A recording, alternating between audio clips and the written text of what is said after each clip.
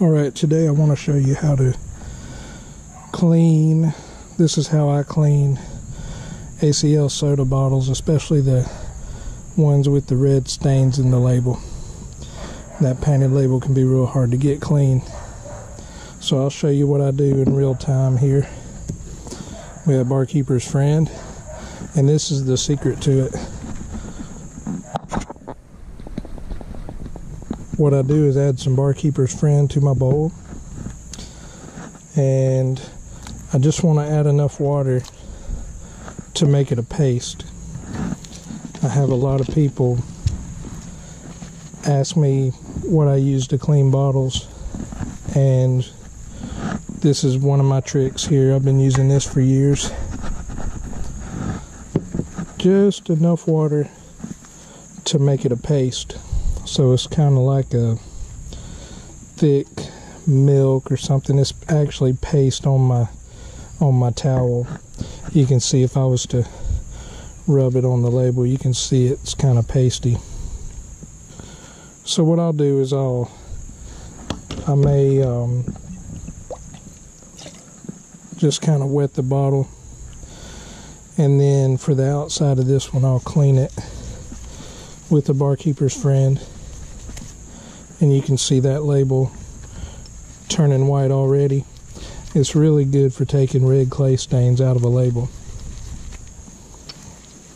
And so on this bottle, I'll just clean the whole outside of it. If I have a clear bottle or let's say an embossed bottle, a lot of times I'll just take some window cleaner like Windex or Hope's Perfect Glass or something like that, I think it's called. And I'll just clean that bottle with that. If I can't get it clean with Windex, then I'll go to another cleaner. But you can see that ACL cleaning up right away. And that already had some of the red paint missing. You can see right here. It was like that when I found it. This side of the bottle looks really good. There's hardly any red missing, maybe none at all. So I'll clean that up. We'll just clean the whole outside of the bottle.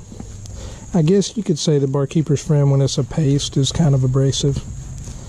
I have never had a problem with it though. I've used it for years, cleaning up ACLs, and never had a problem. I'll even scrub this side some more. So once I can see the white, I know the Barkeeper's Friend has done its job. So we'll move over here to the water, and I'll just dunk it and kind of rinse it off. And that's pretty good. It's got some wear on this side of the label, but that's gonna be about as good as we're gonna get it. And then this side's pretty well perfect.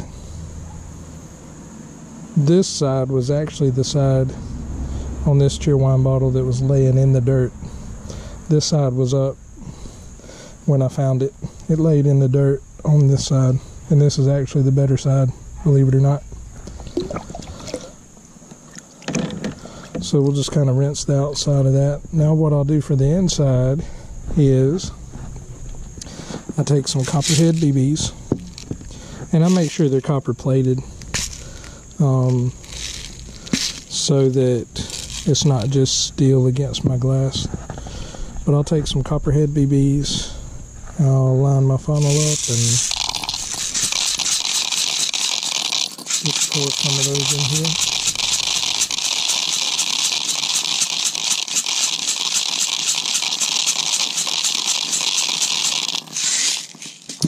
here. And one thing that I've found that works pretty good for cleaning the inside of the bottles is distilled vinegar. I'll pour some of that in here with the BBs. And I'll actually reuse this mixture with the BBs quite a few times. So the inside of this bottle is not real bad. It's already seems to have cleaned up even a little bit now. What I'll do is take this in a swirling motion. I'll try to get those BBs spinning inside. And even go back and forth. Now if I go back and forth, I make sure I rotate the bottle a little each time because the BBs are sliding on the bottom of the bottle. So I'll go back and forth.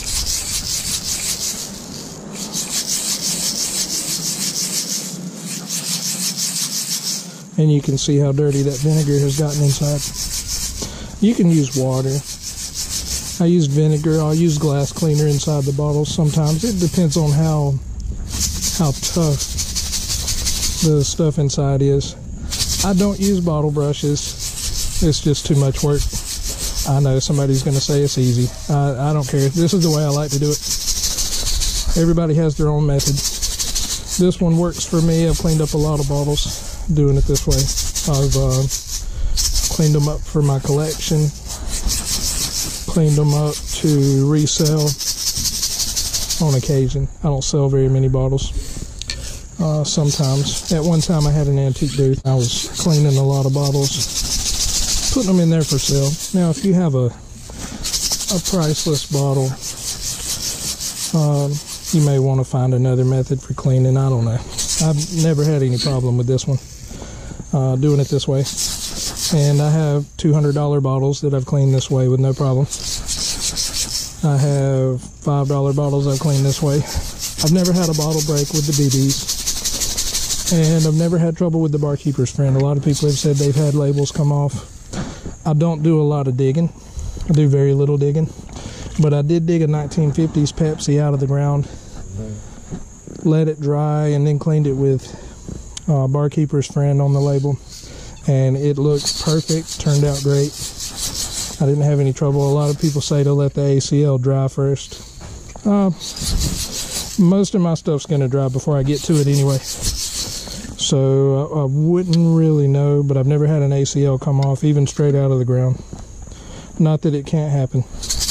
I'm sure guys have had it happen, but I never have. So this is about as clean as I want that inside. It doesn't really have to be perfect. And then what I'll do is I'll just dump this out in a bowl so I can reuse it. And we'll come over to our bucket.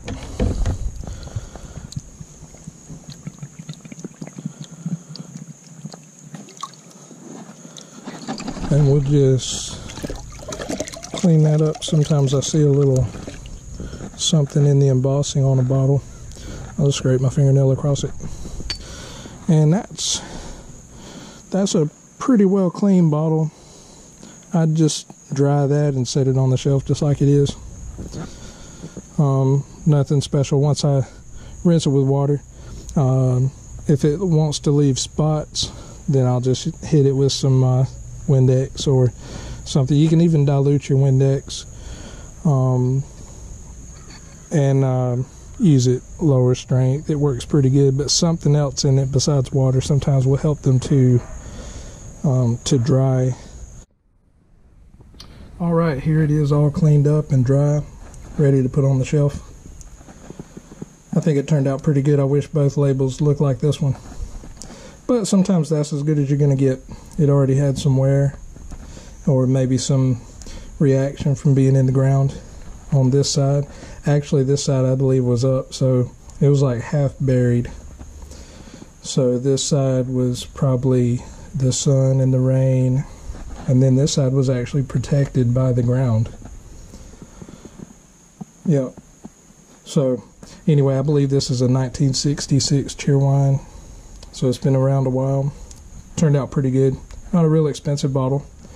And so for that matter, I just I don't use real expensive methods for cleaning them. I just clean them up, make them able to display or to resell, and that's it. Thanks for watching, guys.